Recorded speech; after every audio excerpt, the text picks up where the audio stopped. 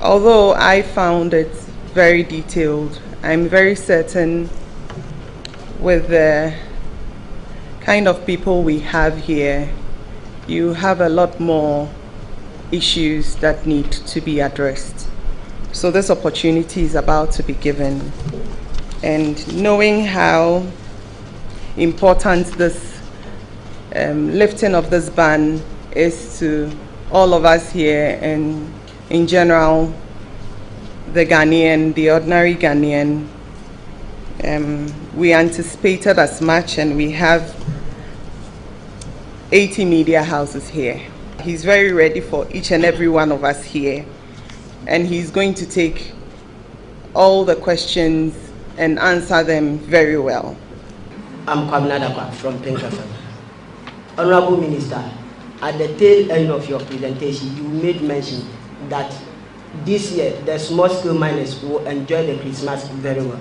I want to find out from you, are legitimate operators mandated to obtain fresh licenses before commencing activities after the ban lifted, or they can resume work with their valid licenses?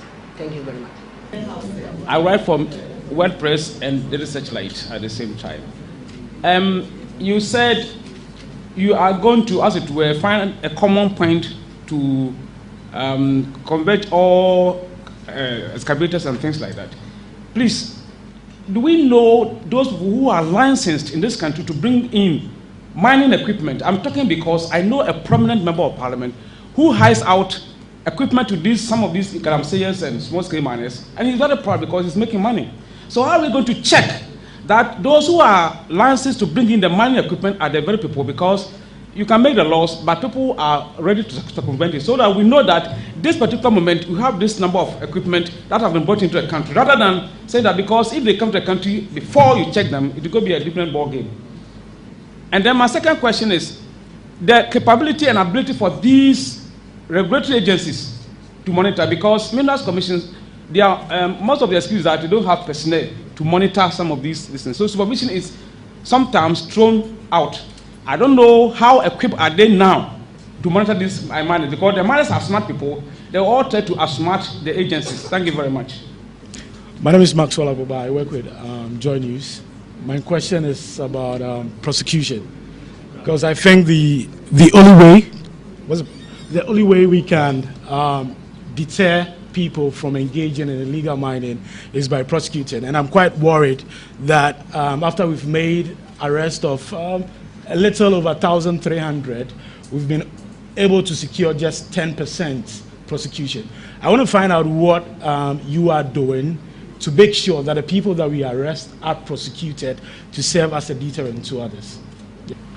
Well, my name is Beriban Kwekusagwa. I work with Atinka TV, Atinka FM. My friend has just did my bid, but I really want to echo it, because for the minister, not the same question. The minister said 1,400 illegal miners have been arrested, and 10% of them have so far been prosecuted. There are more of this going on. What are they doing? Lands has also been degraded. What are they doing to those communities that we can revamp and reclaim the very lands? And those lands that this has happened, what can be done so that they can also get the booty or the benefits that they deserve? Thank you. My name is Kweku Stephen. I work with Oman FM. I want to find out, somewhere last year, 2017 June, the government was set to launch their multi-sectorial mining integrated project, that's the MMIP. Throughout this presentation, I didn't hear anything about MMIP. Are we throwing it away? I want to know. Secondly, I want to know, The Honorable Minister spoke about river bodies. How much is government spending on these river bodies and then polluted land to reclaim them back? How much? Thank you. You want to know the cost of reclamation and cleaning the water bodies? Are you going to help us pay for it, or no? It's going to cost a lot of money. So we are here to discuss. Please, you asked a question, so if you want to get the answer, then let me have your attention. We are here to outline the roadmap.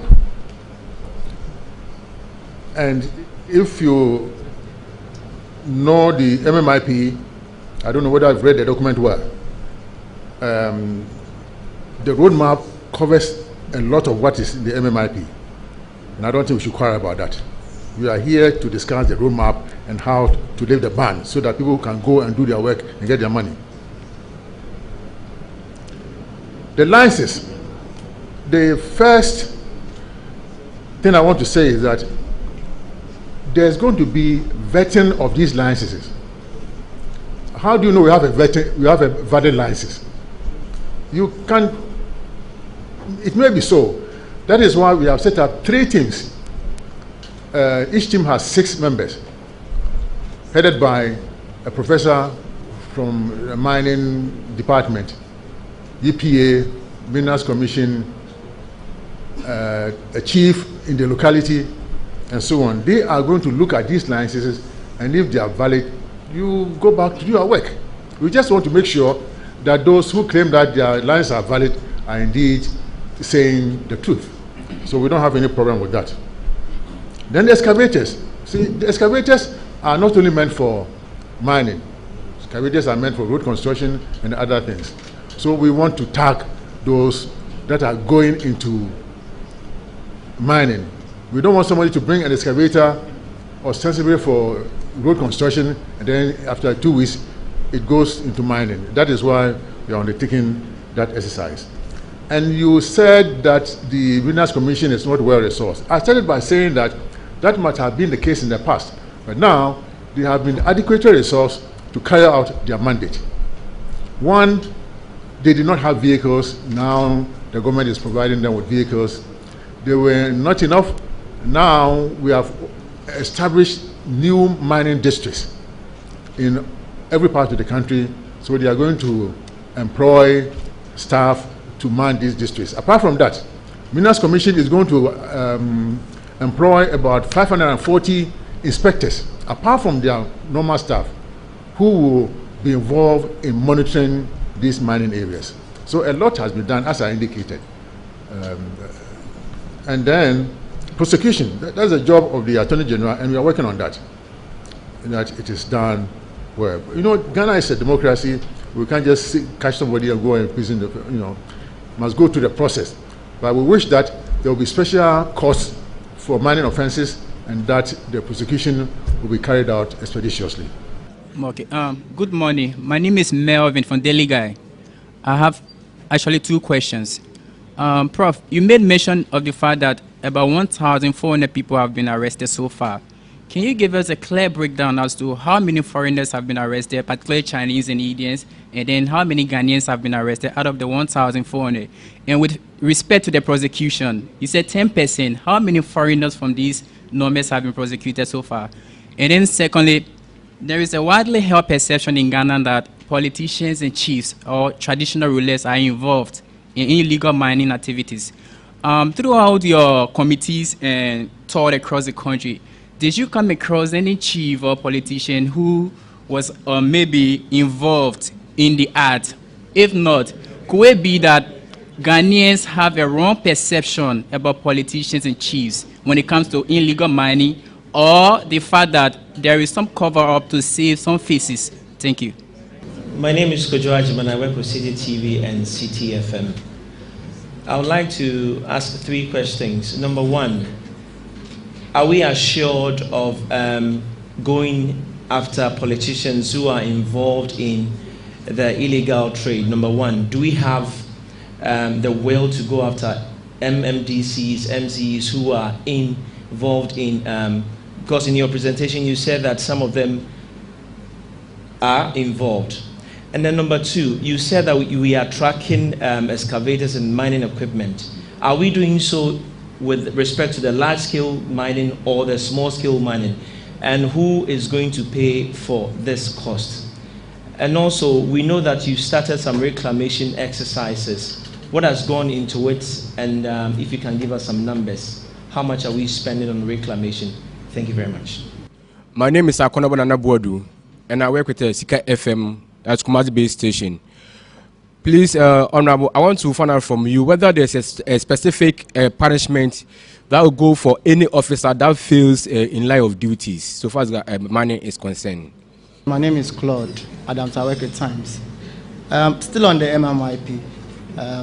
I remember we went to Takwa and there was input from several stakeholders, including chiefs, the small-scale miners, the technocrats, and all of them. With this roadmap, what is the input of, say, the small-scale miners, so that it may not face any opposition? Thank you. My name is Abraham Mesa. I'm with Sky Power FM, with Sky Media Group, Takrade. My question has to do with the Alternative Livelihood Program. I want to know the estimated number of beneficiaries for this program and plans to scale up the number of districts. I understand there are about 15 of them currently. And again, on the 2,000 galamseyas, as the professor termed, what support is government putting up for them in terms of forming these cooperatives as required? These are all very important questions, good questions. A friend from Daily Guide wanted to know about the arrest and the people that we have arrested and the breakdown. We don't have the breakdown as to the percentage of foreigners or if the person is large-skinned, it's easy to know, but there are foreigners from all sorts of countries, just as our people are in Liberia and elsewhere doing galamsey. You can imagine that we have people from neighboring countries, sometimes as far as DR Congo. We have some of them here, so we cannot give you that breakdown. And you wanted to know whether there are some traditional rulers and other Ghanaians involved in this. Yes, there are Ghanaians. Ghanaians are involved, and Ghanaians and politicians. Yes, and yes.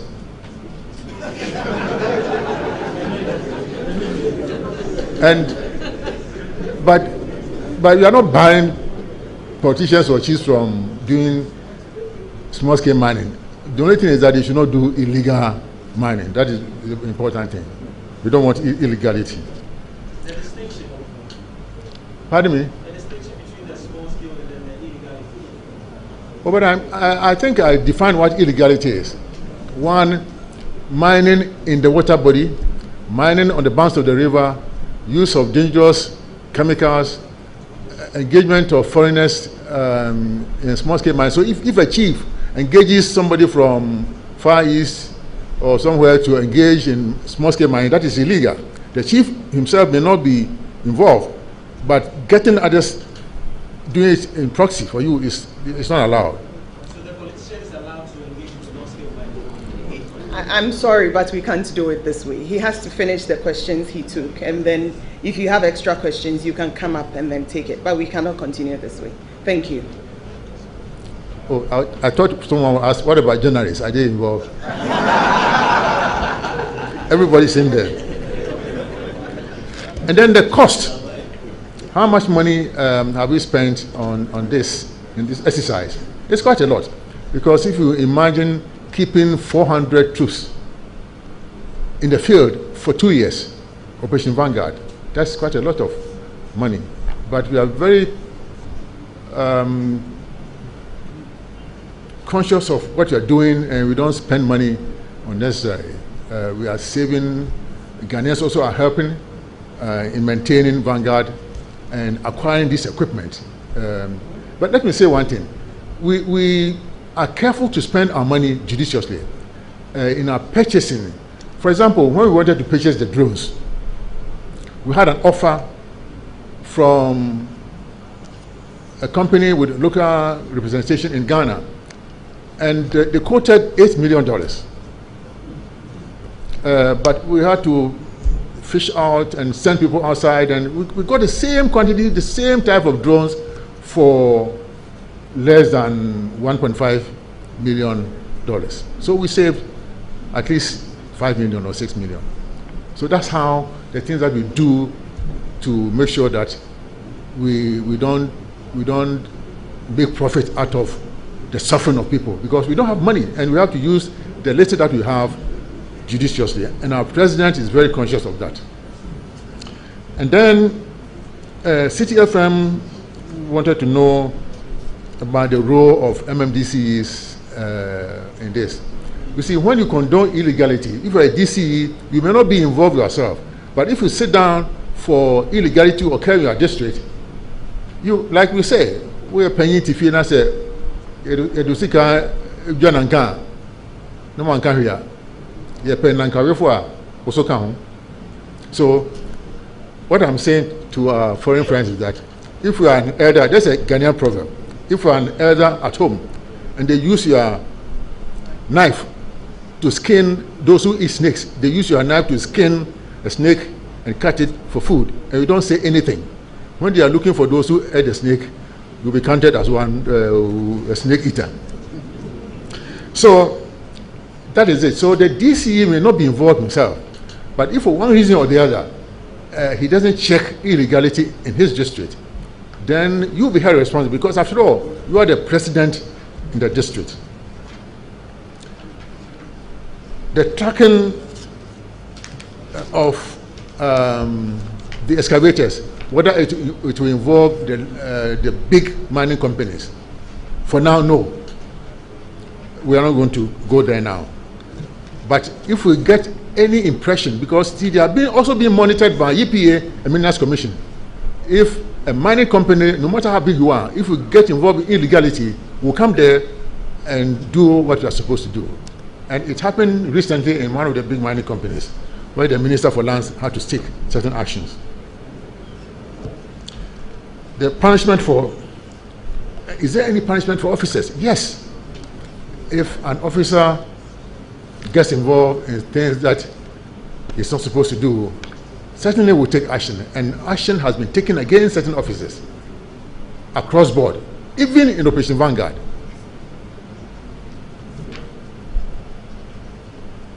MMIP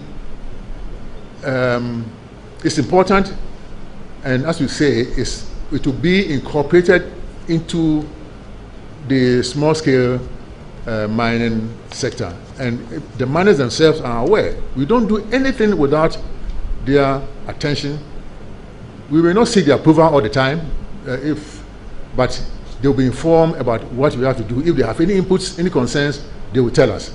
But by and large, they are aware of everything that we are doing. Alternative livelihood, that's the beginning. We talk about cost. So we have to be careful the way we spend money, know that we get the right people for the right type of training, and then Haja will help me with the alternative livelihood, because she's the big lady involved in that. Yes, we've worked in 5 regions. We are in 5 regions, all the areas that have we've targeted to work on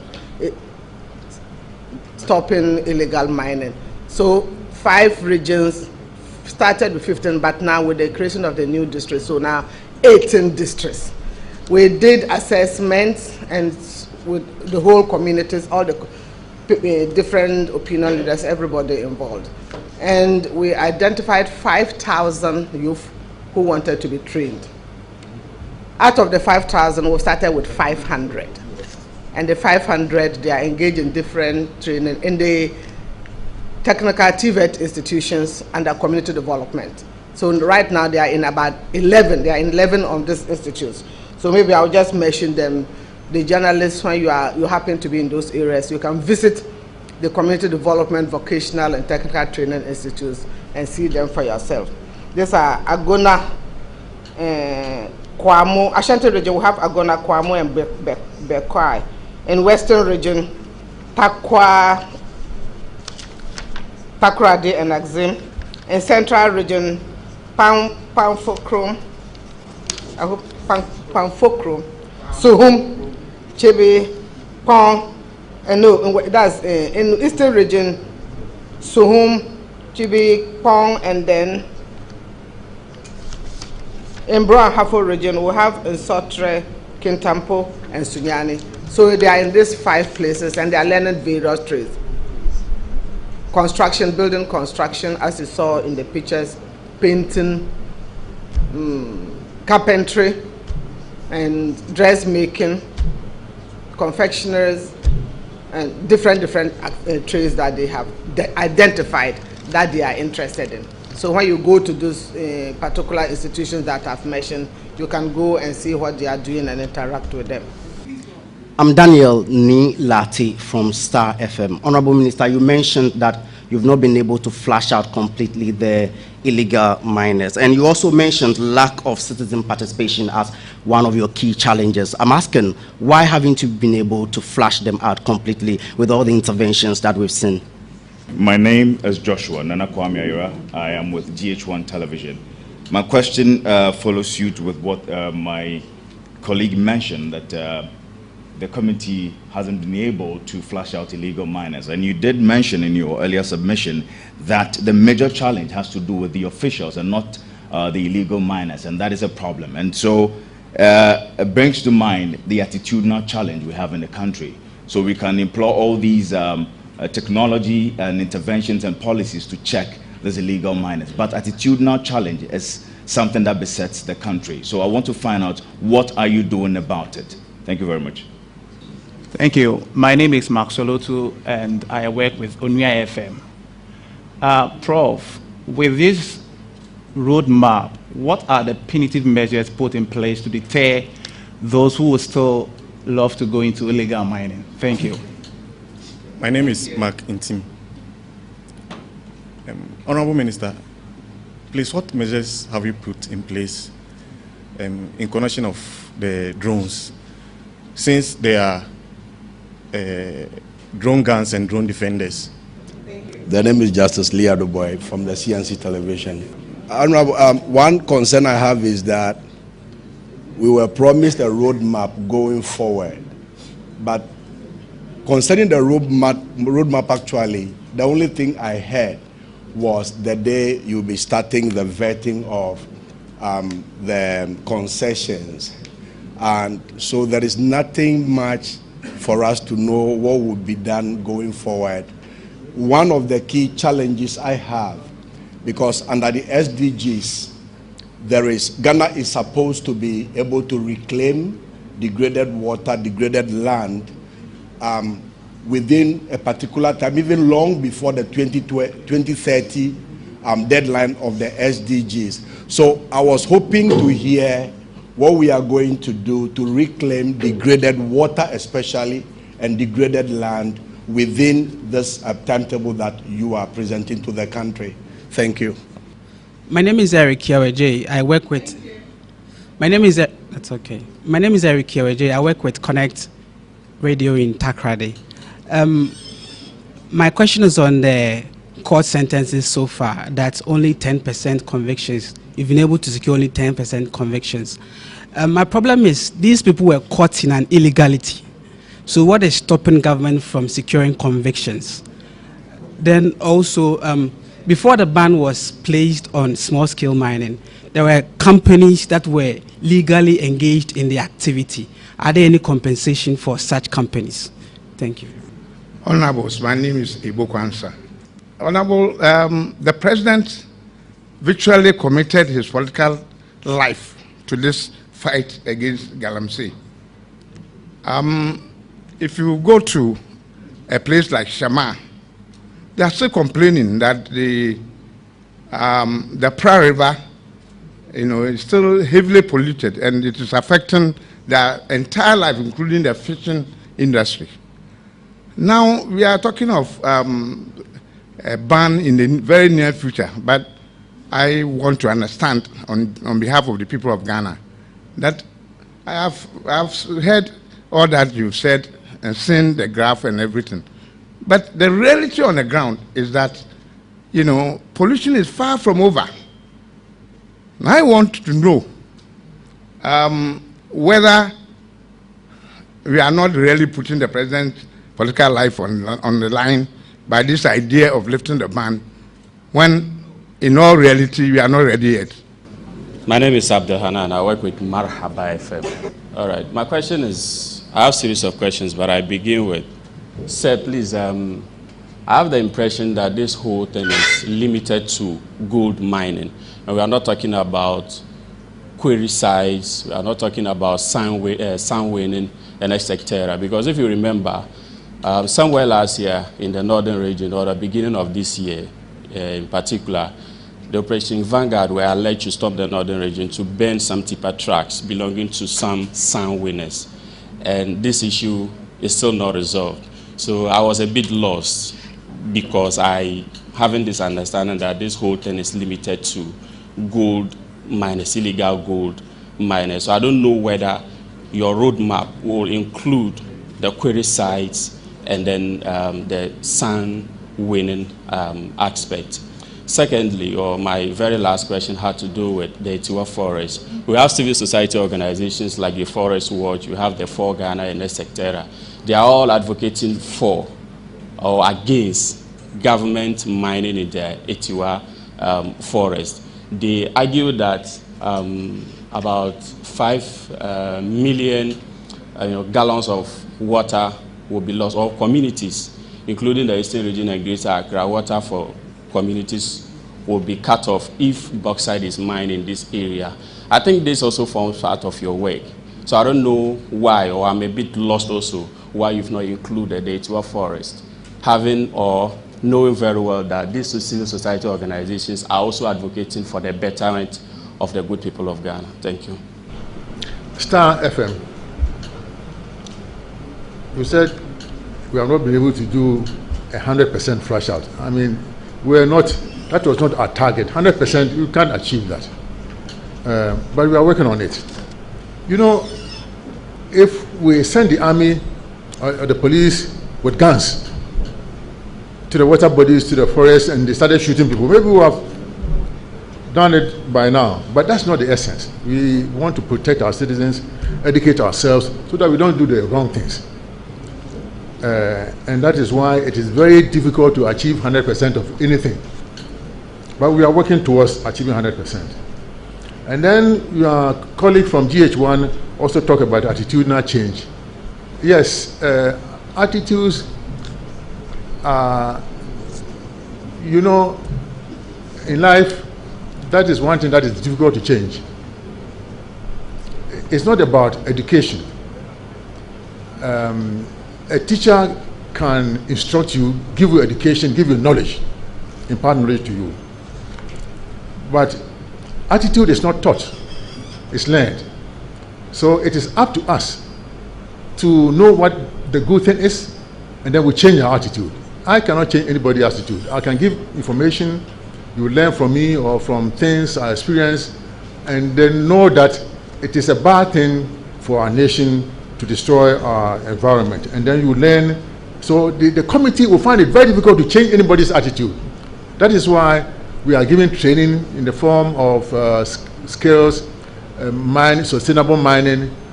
We are talking to people one-on-one.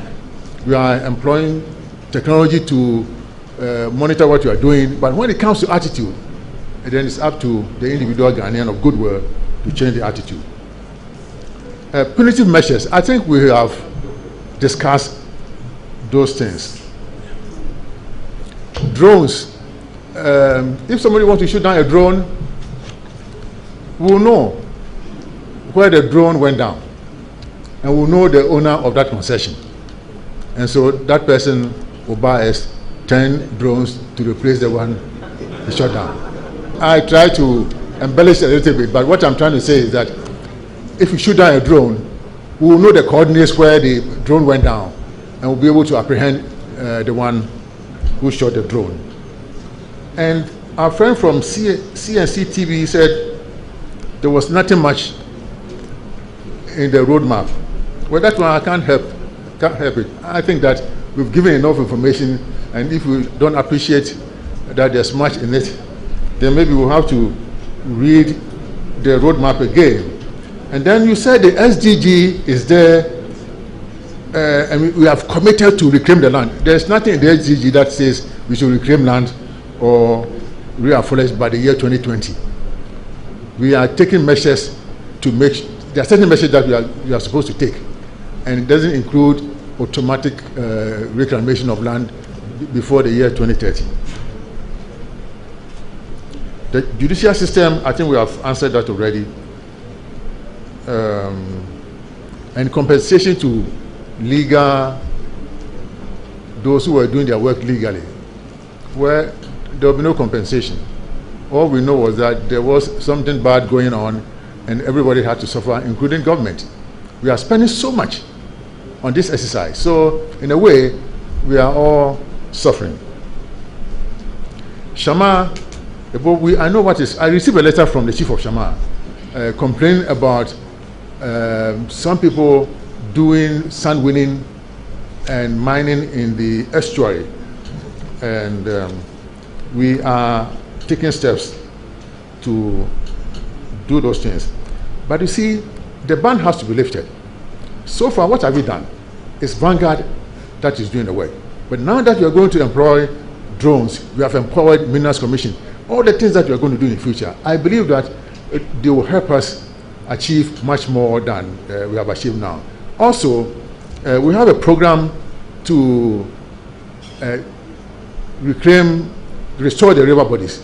And there's a document that is there where the rivers, and I'm sure Engineer Sechi has seen that document, the rivers will be widened and they will be dredged to a depth of about at least 5-6 meters, so that they will be able to carry the volume of water that they are supposed to carry, and that will lessen flooding. And when that is done, the president will, at some point, may want to introduce river transport on the water bodies, so that when that is done, we'll be able to do things well. I think, and our brother was asking whether we should include the quarry and sand winning. Sand winning, if it's in the river, that is part of our program. That is why in the Danon area, in the northern region, the Minister of Defense had to take certain action to stop sand winning in the water bodies to save our water treatment plant. Also, when it comes to the quarry, there are environmental laws that are being enforced. And I don't think we want to stretch ourselves into that domain. The Minerals Commission, EPA, they are doing their work well as far as the quarries are concerned. We don't want to go there now. Atiwa Forest, yes, it's true, there are very powerful environmental groups, and I have received documents this much to review. And we are doing the review very well. We know that about 5-6 rivers take their origin from the Atiwa Forest, and we have to preserve those water bodies. But I also wish to entreat these environmental groups to also make sure that people in their communities who are doing illegal mining and polluting these rivers, same rivers, don't get away with this. I don't like a situation where they talk about something abstract, something that has not come, bauxite that has not started and may not even start there. But you leave and we don't talk much about the ongoing destruction of the same water bodies and the sources of the water. And I think I will urge the environmental groups to be active and help us in that area as well. My name is Nana Sifa Bimbogo. I'm with Adum TV and Adum FM. I would like to know how much the Galam app costs us. Yeah, the Galam Stock app.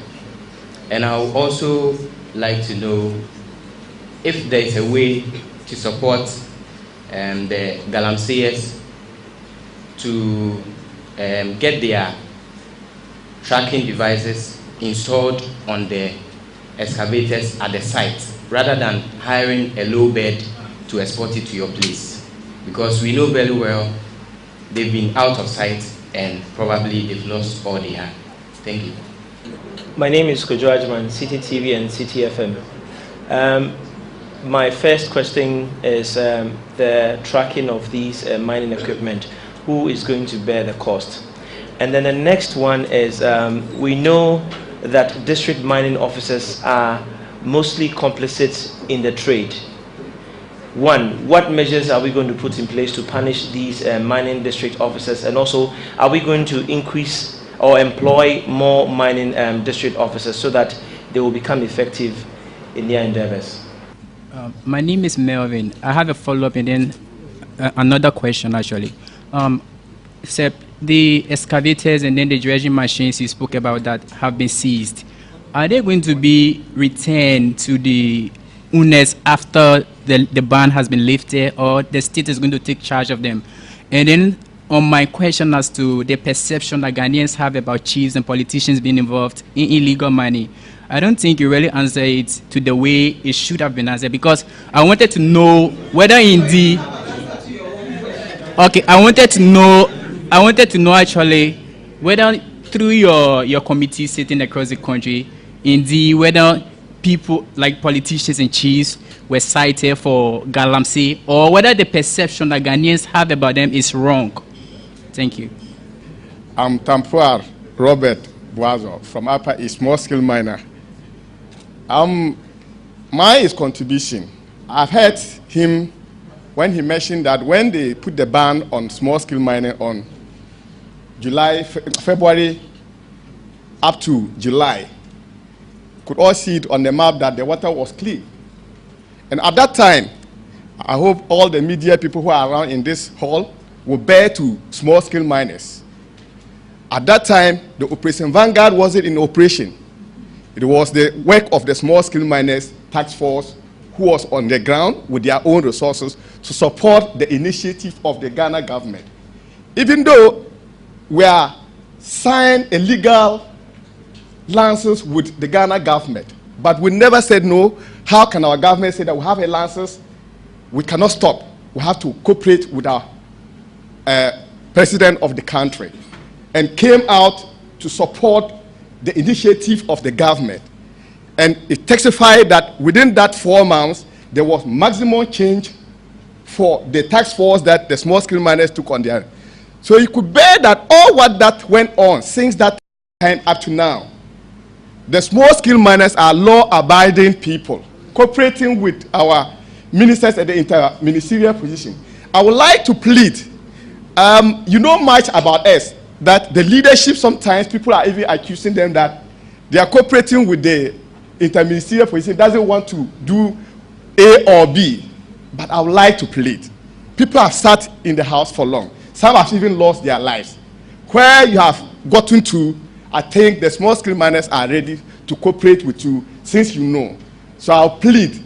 The other people that with the licenses, the Minerals Commission people know people who have their licenses valid and people who doesn't have license valid as a small scale miners. And we, as a small scale miner association too, know most of our guys who have valid licenses working. So we plead with you that since we're all gathered here, nobody said anything is about the small scale mining. So we would like to plead that since you have that human eye with the government, please kindly lift the ban for us and we'll start our job.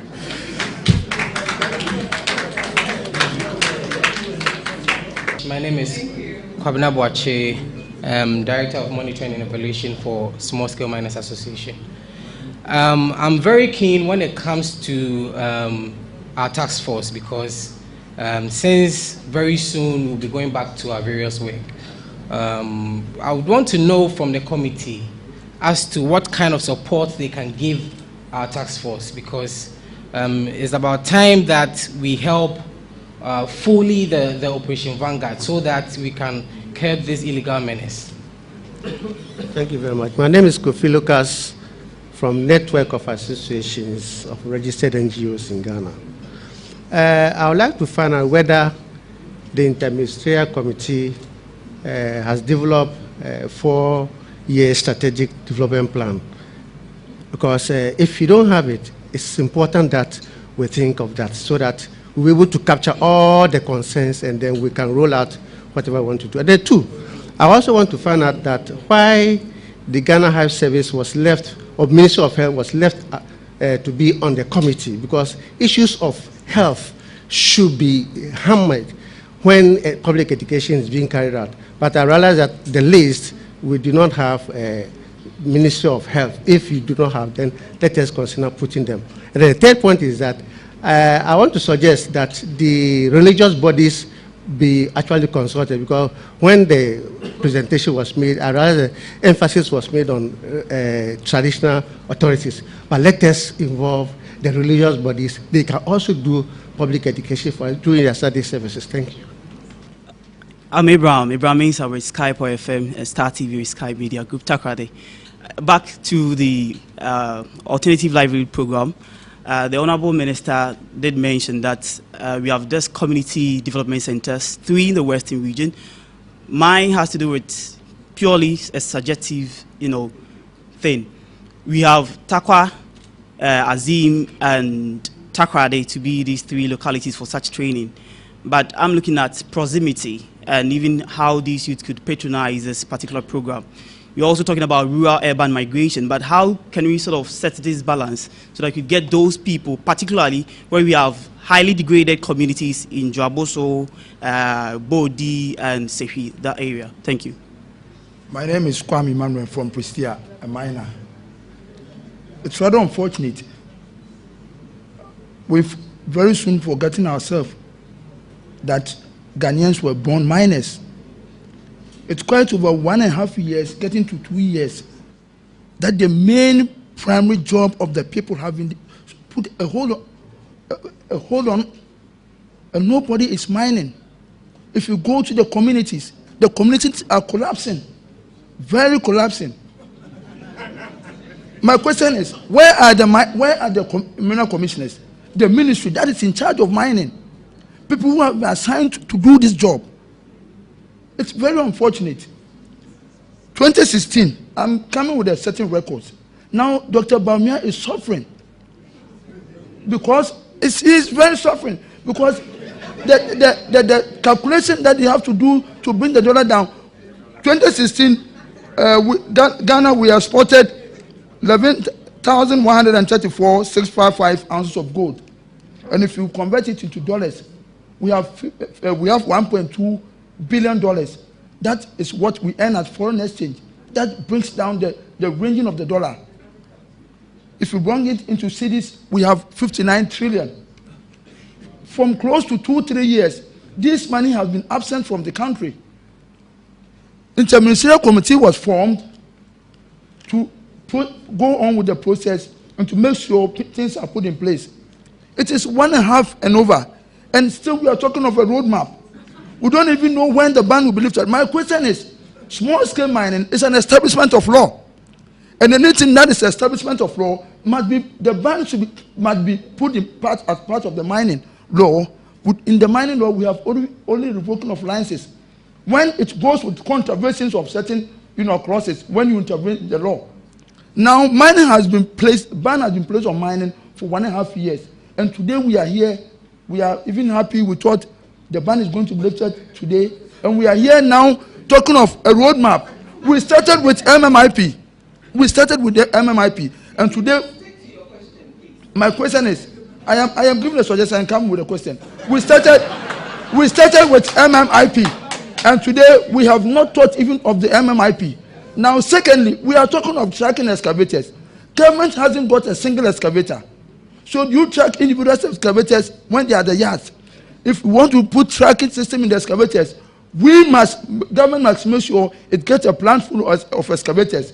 Then tracking systems are placed. It can be put in the regions you go and here. People are making money of the excavators. These foreigners come in with the excavators, they don't pay duties. It is duty free because it is going into a construction. They end up in mining sites charging 2,500 cedis a day. So my question is, we thought of new policy. We never thought of tax system. The tax system was not added. We know this policy was coming because small-scale mining earning so much are not paying tax. So I am suggesting that with a new policy in place of the NAPCOP, government should add tax system, making a flat rate of 3% across board. Every small scale mining gold sold in Ghana, 3% is taken. At the end of the day, people at the dealer shop, pay something. And if you work with what I have done, per the 1,000, we are going to earn 2.7 trillion every year. And it's very achievable. So it is better we leave the ban very soon so that the burden comes down. We are suffering. Our communities, people are dying. My name is Abroko. I write for Statesman. Yes, madam. I would like to know when the reclamation exercise will start, since licenses were given and it was cancelled. The reclamation exercise, I want to know when it will start, since people were given licenses and it was cancelled. Thank you. Yeah, my name is Honorable Joyce. I'm from Busumifreho, which is a mining place. I'd like to urge everyone to be patient with what the government is doing. The president, I would commend him very well, because he's the only one that came out to try to save our land and save our atmosphere. Because if you go to Busumifreho, it's devastating. We have so much holes everywhere. And it got to a time where people were falling into these holes. And even me as an MP, I was very annoyed and very overwhelmed with the situation. The president is putting things into place. I thank God for Dr. Bisu. Only for the last 2 months, he has helped to train about 50 people from my constituency. Every time I went there to put pressure on him, because I want to make sure when the ban is lifted, we will have qualified people who will be able to handle the job. Nobody is saying that we shouldn't mine our gold. Our gold is for us, the indigents of Ghana. And I always say the gold for Busumifreho is the gold for the people of Busumifreho, and not for outsiders to come in and take it away. My constituency is one of the most deprived constituencies in Ghana, and we are rich in gold. But that gold, we want to make sure, and we have to guide it jealously, so that we can use that gold to benefit our people and to develop that the area. And that goes for every part of Ghana. So instead of us polluting our soil with all these harmful chemicals and leaving a terrible sight, I think we should just be patient, learn the right skills, the correct ways to mine and to better our people, instead of thinking about our own selfish greed. The government says he's going to lift the ban, but please wait until the ban is lifted. In time, it will be lifted. And with all these reclamation sites, we have them. But you find that in the night, somebody will go and do some galamsey. It's only a few days ago I received pictures where people were doing galamsey. So with these drones circulating in the air, we would know. And there's people that are not supposed to be encouraging galamsey. I'm not mentioning any names, but they are. And I would urge the government and the president, he knows who they are. He should deal with them, as I said before, and make sure that there's sanity and people respect what the president says and keep to it. And therefore, Ghana will be all better. Thank you. Honorable Member of Parliament for Busumifreho just said, I think it's very important. And before him, our colleague from Statesman was talking about restoration of licenses for reclamation. You know, reclamation is an expensive exercise. And here we are, we give licenses for people to do reclamation, we don't pay them, and they are willing to do it. You know, there is a case of someone who bought a brand new excavator to go and do reclamation without any pay. So you can imagine whether it was reclamation or not. And so that is why the licenses were withdrawn. Because people go there in the guise of doing reclamation and then they do proper mining, which is not fair. And then our brother who said mining has been going on for a long time, that is true. Mining has been going on for centuries. even before the Portuguese arrived in this country. That is why this place was called Gold Coast. But you imagine what methods were they using? They left all the rivers intact. The forests were there for centuries. And we've come, and within 20 years, we still want to say it's a gold mining nation, so we should go ahead and pollute the water bodies, destroy the land, and get away with it. No, it can't happen. And as the MP said, we should all be patient, and the ban will be lifted. But if it's lifted and you go back to the bad old ways, you will all suffer the consequences, because it will be, and that is why the president is saying that he will not sit down. He's not only a president over the people, he's in charge of everything on our soil, everything, even all the insects in the soil. The president is in charge, he has to protect them. Alternative livelihood, this is just the beginning. You were talking about the cost. And so as we get more resources, we'll step up those activities, and then we'll spread to all the deprived communities. They'll be accommodated, yes. The gold, brother from the Gold Sellers Association, you see, this committee is not there to serve the functions of Minerals Commission, EPA, Forestry Commission, and so on. This is a committee that was set up to bring sanity into the situation.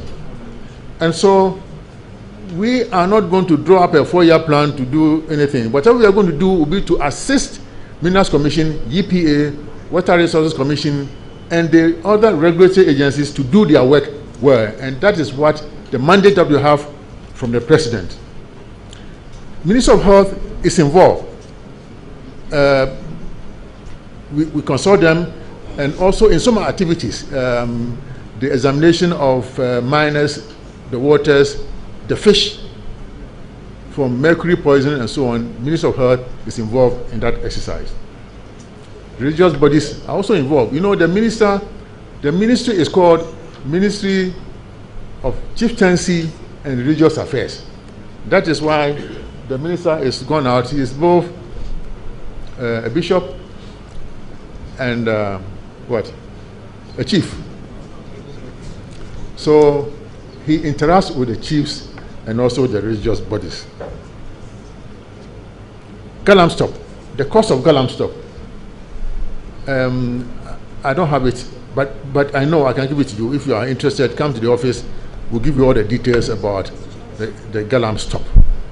The cost of the hardware, the software, which may be linked to, we are waiting for the small scale miners. They also have their own application, and we want to be hooked onto it so we can work together. Tracking on site. You can imagine that this will be a very big exercise. Can you imagine? We don't even know where all the sites are. And we think that there are about 5,000, 7,000 excavators. Can you imagine a few people trying to locate all these sites? If you want us to do that, then maybe the ban will be lifted in 2 years' time. Because it will be very difficult to go to all these unknown sites, unless we get the information.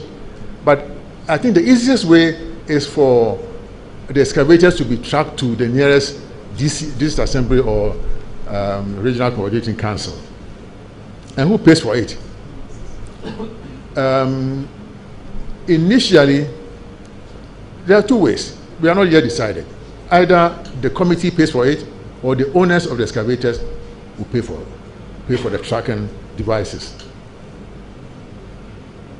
And the mining offenses, those who are complicit,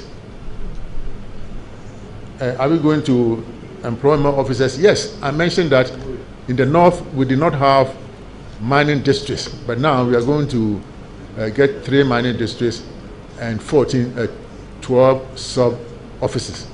And that will make it a total of 72 committees across the nation. So I think that answers your question. And those who commit offenses will be sanctioned severely. And some of them have been sanctioned already. You can check from the CEO of the Minerals Commission, who is right here, and the acting executive director of EPA. He sanctions his officers. What is going to happen to the seized equipment? We are discussing it. I think most of them will be returned to their owners. They will have to pay maybe a fee, and those that have no owners will be put at the disposal of the district coordinating councils.